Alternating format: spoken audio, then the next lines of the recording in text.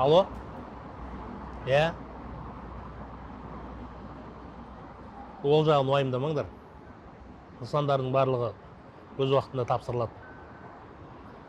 Мердігерлердің бәріне алдын ала ескертілген. Оның үстіне бірінші рет жасап жатқан жұмыстар емес қой. Сондықтан оны маған қайталап айта берудің қажеті жоқ. Енді бір проблемалар болып жатса, оның бәрін өзім шешемін. Жарайды, жақсы.